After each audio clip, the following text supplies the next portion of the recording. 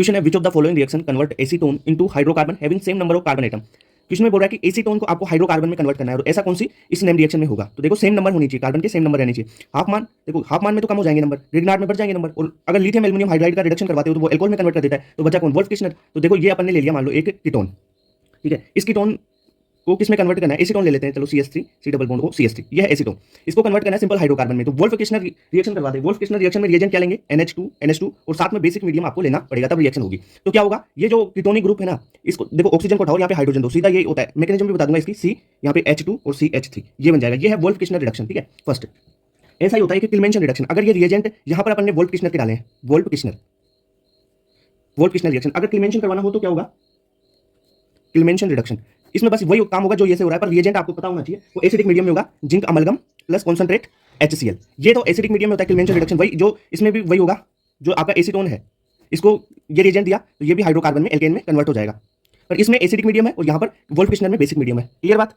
तो correct answer first हो गया। क्वेश्चन है the compound which does not respond to Fehling test is are, यानी कौन सा कंपाउंड फेलिंग टेस्ट नहीं देगा। देखो पहले अपन देख लेते हैं कि फेलिंग टेस्ट कौन देगा। फेलिंग टेस्ट कौन कौन देगा? तो पहली बात जो एलिफेटिक एल्डिहाइड है, एलिफेटिक एल्डिहाइड ये टेस्ट देते हैं। अब सर कुछ बोलेंगे कि सर एरोमेटिक एल्डिहाइड नहीं, एरोमेटिक जो एल्डिहाइड होंगे ये टेस्ट नहीं देंगे। तीसरी बात जो कीटोन होंगे, चाहे से एलिफेटिक हो और चाहे से एरोमेटिक हो, वो टेस्ट नहीं देते हैं ये, ठीक है। एक आपका अगर देखें तो HCOOH फॉर्मिक एसिड है ना, ये टेस्ट दे देगा। अगर आपके पास हेमी एसिटल है, ठीक है, हेमी एसिटल यानी अल्फा हाइड्रोक्सी कीटोन आ जाए, वो भी ये टेस्ट दे देगा, यानी अल्फा हाइड्रोक्सी कीटोन। ओके, तो ये सिंपल सी चीज आपको पता होनी चाहिए। और इस टेस्ट में क्या होता है कि कोई भी कार्बोक्सिलिक एसिड का सोल्ट ले लिया अपन ने, ठीक है, अरे एल्डिहाइड ले लिया, उससे कार्बोक्सिलिक एसिड का सोल्ट बन जाएगा। यानी एल्डिहाइड ले लिया, उस पे डाला, फेलिंग सॉल्यूशन में क्या होता है? फेलिंग ए और फेलिंग बी, यानी फेलिंग ए होता है एक्वस CuSO4 और फेलिंग बी होता है रोसेल सोल्ट। तो यहाँ से कॉपर 2 प्लस आयन आएंगे, तो क्या होगा? ये एल्डिहाइड है ना, इससे RCOO यानी कार्बोक्सिलिक एसिड का सोल्ट बन जाएगा, प्लस Cu2 बन जाएगा। जो Cu2 होता है रेड PPT देता है।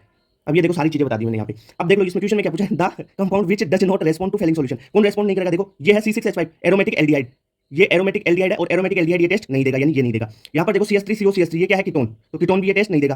तो 2 और 3 दोनों ही नहीं देंगे, करेक्ट आंसर फोर्थ हो गया। बोथ 2 और 3 ये टेस्ट नहीं देंगे। ये तो देखो एलिफेटिक एल्डिहाइड है, ये टेस्ट दे देगा। ओके, क्वेश्चन है ethanol and propanone can be distinguished by. अब देखो इथेनॉल यानी CH3CHO, इथेनॉल हो गया, और CH3C double bond O CH3 ये हो गया आपका प्रोपेनॉन, ठीक है, यानी एसीटोन प्रोपेनॉन हो गया। अब इन दोनों में डिस्टिंग्विश करना है, किसके द्वारा कर सकते हो भाई? देखो ये है एल्डिहाइड और ये है कीटोन, तो एल्डिहाइड और कीटोन को तो आप टोलेंस रिएजेंट से भी डिस्टिंग्विश कर सकते हैं। तो करेक्ट आंसर सेकंड हो गया। अब देखो टोलेंस रिएजेंट में आपको एक चीज बता देता हूं, टोलेंस रिएजेंट इसमें क्या होता है? अमोनिकल सिल्वर नाइट्रेट होता है पहली बात, तो AgNO3 ammoniacal silver nitrate NH4OH, ठीक है, ये सॉल्यूशन होता है। कौन कौन टोलेंस टेस्ट देगा? टोलेंस टेस्ट किसके द्वारा दिया जाएगा? पहली बात ये एल्डिहाइड होंगे ना, चाहे एलिफेटिक हो और चाहे एरोमेटिक हो, दोनों ही ये टेस्ट देंगे। दूसरी बात कीटोन, कीटोन ये टेस्ट नहीं देगा, कीटोन टेस्ट नहीं देता है। तो भाई कीटोन टेस्ट नहीं देगा और एल्डिहाइड देगा, तो डिस्टिंग्विश कर लेंगे ना, ठीक है। और सर जैसे फॉर्मिक एसिड वगैरह उनकी बात करें तो फॉर्मिक एसिड ये टेस्ट देगा, फॉर्मिक एसिड देता है, और हेमी एसिटल भी ये टेस्ट देता है, ठीक है। हेमी एसिटल मान लो और आप अल्फा हाइड्रोक्सी कीटोन ले लो, अल्फा हाइड्रोक्सी कीटोन, तो ये भी ये टेस्ट देता है। तो ये सारी चीजें आपको बेसिक पता होनी चाहिए। क्वेश्चन है ethyl methyl ketone on reduction with zinc amalgam and concentrate HCl। देखो कीटोन की रिएक्शन जिंक अमलगम और कॉन्सेंट्रेट HCl के साथ करवाइए, कौन सी नेम रिएक्शन है ये किल्मेंशन रिडक्शन वाली रिएक्शन है, ठीक है। यानी अपन ने देखो इसको डिटेल में देख लेते हैं, किल्मेंशन रिडक्शन, ठीक है, रिएक्शन। इसमें होगा क्या? मान लो कोई कार्बोनिल कंपाउंड है, जैसे इथाइल CH3CH2 CH3, ठीक है, ये कार्बोनिल कंपाउंड है। इसकी रिएक्शन अपन ने करवाते हैं जिंक अमलगम और मीडियम लेना है आपको एसिडिक कॉन्सेंट्रेट HCl। तो क्या होगा? ये डबल बॉन्ड O हटेगा और यहाँ पे एल्केन बन जाएगा, ठीक है। तो क्या होगा? इसको हटाओ, 2 हाइड्रोजन दे दो यहाँ पे, तो CH3 CH2 CH2 CH3 ये कंपाउंड बन गया इससे, यानी N ब्यूटेन तो आपका आंसर हो गया। क्लियर बात? अब देखो क्लिमेंशन रिडक्शन में जिंक अमलगम और कॉन्सेंट्रेट HCl होता है, इसके साथ में एक रिएक्शन और होती है वोल्फ किशनर वाली, ठीक है, Wolff Kishner reduction. Same to same यही काम होगा, बस उसमें रिएजेंट होता है ना, वो चेंज होता है, और उसमें रिएजेंट होता है क्या? NH2 साथ में बेसिक मीडियम होना जरूरी है, ठीक है, बेसिक मीडियम होना जरूरी है, तभी वोल्फ किशनर रिडक्शन होगा। एसिडिक मीडियम में होगा क्लिमेंशन रिडक्शन। ओके, क्लियर बात? ठीक है, तो करेक्ट आंसर इसका फोर्थ था। Which of the following is most reactive isomer, यानी सबसे ज्यादा NAR के लिए कौन सा मोस्ट रिएक्टिव होगा। तो मैंने NAR की सारी चीजें बता चुका हूं कि कौन रिएक्टिव होगा भाई। जो एल्डिहाइड है वो कीटोन से ज्यादा रिएक्टिव होते हैं, क्योंकि एल्डिहाइड में स्टेरिक हिंड्रेंस कम होती है, कीटोन में ज्यादा होती है। दूसरी बात, ठीक है, तो यहाँ पर तो देखो ये कीटोन है, ये कीटोन है, ये भी कीटोन है, ये क्या है? ये आपको एल्डिहाइड ग्रुप मिल रहा है, तो ये मोस्ट रिएक्टिव आइसोमर होगा। ओके, क्लियर बात? 1 mole of each para hydroxy acetophenone, ठीक है, para hydroxy acetophenone and methyl magnesium iodide. अब रिएक्शन करवाते हैं अपन। देखो पहले तो पैरा हाइड्रोक्सी एसिटोफिनोन बना लेते हैं, ये है यहाँ पर हो जाएगा। अब पैरा हाइड्रोक्सी एसिटोफिनोन बनाना ना, C डबल बॉन्ड O, ये CH3 और पैरा पे OH ग्रुप लग जाएगा, ठीक है, ये हो गया पैरा हाइड्रोक्सी एसिटोफिनोन। अब इसकी रिएक्शन करवाना है मिथाइल मैग्नीशियम आयोडाइड यानी CH3 CH3 MgI, ठीक है। CH3 माइनस Mg प्लस ये यहाँ से होगा। अब देखो इसके पास क्या है, पेरा हाइड्रोक्सीफिनोल है ना, इसके पास देखो OH ग्रुप है, ये एसिडिक हाइड्रोजन है, एसिडिक हाइड्रोजन है ना, ये ले लेगा कौन CH3 और क्या फॉर्मेशन कर देगा CH4 की तो फॉर्मेशन कर देगा यहाँ से, ठीक है। और जो मैग्नीशियम Mg और I है ना वो इस O माइनस के साथ में जुड़ जाएगा, ठीक है। तो क्या बन जाएगा यहाँ पर अगर अपन बनाना चाहें C double bond O CH3, देखो O के साथ में MgI जुड़ जाएगा यानी CH4 बनेगा और एक ये कंपाउंड बन जाएगा। क्लियर। तो कौन से में आ रहा है आपका, देखो फर्स्ट में देखो CH4 और MgO ये वाला बन गया एसिटोफिनोन के साथ है। बहुत अच्छा क्वेश्चन है। क्वेश्चन है इन ऑर्गेनिक कंपाउंड एक्स, ठीक है, विद मोलिकुलर फॉर्मूला उसका C9H10O, ठीक है, गिव पॉजिटिव 24 DNP। देखो 24 DNP टेस्ट पॉजिटिव कौन देगा, कार्बोनिल कंपाउंड, मान लो कोई भी कार्बोनिल कंपाउंड होगा वो, तभी 24 DNP देगा। अब आगे बोल रहा है टोलन टेस्ट, ठीक है, टोलन टेस्ट भी पॉजिटिव दे रहा है। टोलन टेस्ट पॉजिटिव कौन देता है, एल्डिहाइड, यानी कार्बोनिल कंपाउंड है उसमें से वो एल्डिहाइड है, ये पता चल गया इतना। It undergo Cannizzaro reaction. अब केनिजारो कौन देता है, जिसके पास अल्फा हाइड्रोजन नहीं हो, तो केनिजारो रिएक्शन दे रहा है वो, तो कौन होगा वो, मान लो उसके पास अल्फा हाइड्रोजन नहीं है उस कंपाउंड के पास, इतना पता चल गया अपने को, ठीक है। अब आगे दे रखा है it give 1,4 benzene di carboxylic acid, यानी वो benzene 1,4 benzene di carboxylic acid देगा। मतलब क्या है, ये बेंजीन और ये COOH ग्रुप और ये COOH ग्रुप, यानी ये कंपाउंड दे रहा है। It give 1,4 benzene di carboxylic acid, ठीक है, ओके, ऑन विग्रस ऑक्सीडेशन। तो अब ये कंपाउंड है, देखो ये कैसे बनेगा, इसके पास एक ग्रुप रहा होगा क्या, देखो देखो कार्बन कितने हैं, 9, पहली बात। दूसरी बात, अगर वो एल्डिहाइड है तो उसका ऑक्सीडेशन से क्या बन जाएगा, क्योंकि कीटोन तो हो नहीं सकता, कार्बोनिल ग्रुप में अपन टोलन टेस्ट दे रहा है, ये टोलन टेस्ट दे रहा है तो एल्डिहाइड होगा, यानी एक ग्रुप तो उसके पास एल्डिहाइड होगा CHO, ठीक है। दूसरा, अब देखो कार्बन काउंट कर लो, 1 2 3 4 5 6 7 कार्बन ये, ठीक है, टोटल कितने कार्बन है, 9, तो कितने बचे, 2 कार्बन, तो C2H5 होना चाहिए इसके पास ये, यहाँ पे इतनी बात, क्योंकि इसका अगर ऑक्सीडेशन होगा तो ये बन जाएगा, विग्रस ऑक्सीडेशन बोला है पहले ही देख लो, KMnO4 वाला, ओके, इतनी बात क्लियर। अब ये कंपाउंड कौन सा होगा, पेराइथाइल बेंजाल्डिहाइड, यानी ये हो गया ना मेन कंपाउंड आपका, तो करेक्ट आंसर थर्ड हो गया। देखो ऐसा कॉन्सेप्चुअल क्वेश्चन है, आपको ये देखना पड़ेगा कि कौन सा टेस्ट दे रहा है तो क्या होगा, फिर ये टेस्ट दे रहा है तो ये हो सकता है, कार्बोनिल कंपाउंड में एल्डिहाइड होगा, फिर केनिजारो दे रहा है तो अल्फा हाइड्रोजन नहीं है, ऐसी चीजें देखनी पड़ेगी आपको।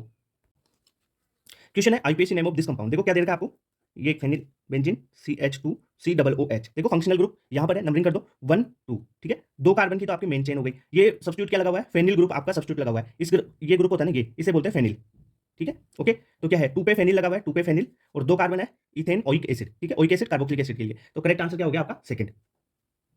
क्वेश्चन है the end product Z in the given sequence of reaction, ये रिएक्शन देखिए, देखो डबल बॉन्ड है और CHO है, NaBH4, जो NaBH4 है ना, डबल बॉन्ड का तो रिडक्शन करेगा नहीं, एल्डिहाइड ग्रुप का रिडक्शन करके इसको अल्कोहल में कन्वर्ट कर देगा, तो जो एक्स प्रोडक्ट है वो क्या बनेगा, देखो डबल बॉन्ड का रिडक्शन नहीं होगा, इस एल्डिहाइड का हो जाएगा, तो क्या बनेगा CH3 CH double bond CH, ठीक है, CH2 और OH, ठीक है, ये बन जाएगा आपके पास पहला प्रोडक्ट, CH है ना।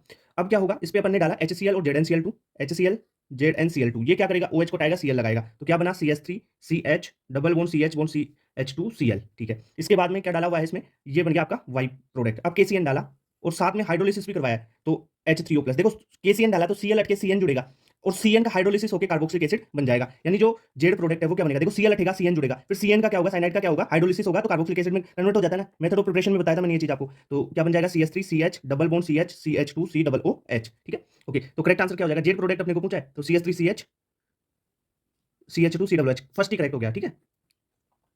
MnO4 और KOH और इसका H3O प्लस डाला तो क्या कंपाउंड बनेगा, देखो टोलुइन है ये, ओके, CH3, पहले अपन डालते हैं इस पे KMnO4, इसके साथ में हीट दे दिया, KOH डाल दिया, तो क्या बन जाएगा, सोल्ट बना लेगा ये कार्बोक्सिलिक एसिड का, तो COO, फर्दर आप क्या करो इसमें H प्लस डाल दोगे तो क्या बना देगा, ये COOH बेंजोइक एसिड, ये है बेंजोइक एसिड, ओके। तो आपका बेंजोइक एसिड का फॉर्मेशन हो जाएगा। डायरेक्ट या इंटरमीडिएट मत बनाओ, या डायरेक्ट भी कर सकते हो आप, ये भी देखो KMnO4 आ जाए ना तो यहाँ पे जो ग्रुप होता है ना CH3 हो या कुछ भी हो, उसको कार्बोक्सिलिक एसिड में कन्वर्ट कर ही देता है, ठीक है, ओके।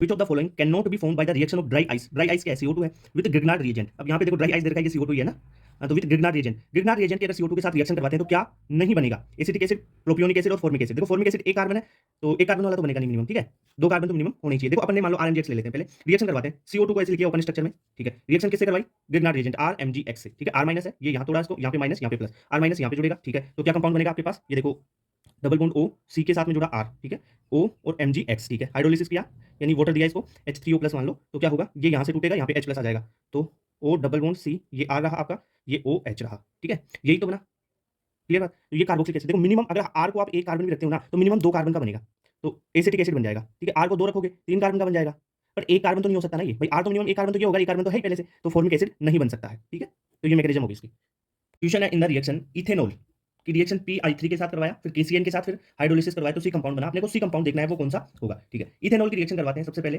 तो इथेनॉल C2H5OH रिएक्शन करवाई PI3 के साथ तो OH हटेगा, I ग्रुप लगेगा तो C2H5I, ठीक है, ओके। अब इसकी रिएक्शन किसके साथ करवाई, साइनाइड KCN के साथ करवाई तो KCN क्या जोड़ेगा, CN जोड़ देगा, तो अपन ने KCN के साथ करवाई तो I हटेगा CN जुड़ जाएगा तो C2H5CN, ओके। अब इसका हाइड्रोलिसिस करवाया, बोला है कि H3O प्लस इसमें डाला हुआ है, तो देखो साइनाइड के हाइड्रोलिसिस से क्या मिलेगा, कार्बोक्सिलिक एसिड, ठीक है, ओके। तो क्या बन जाएगा C2H5, ये CN किसमें COOH में कन्वर्ट हो जाएगा, ओके।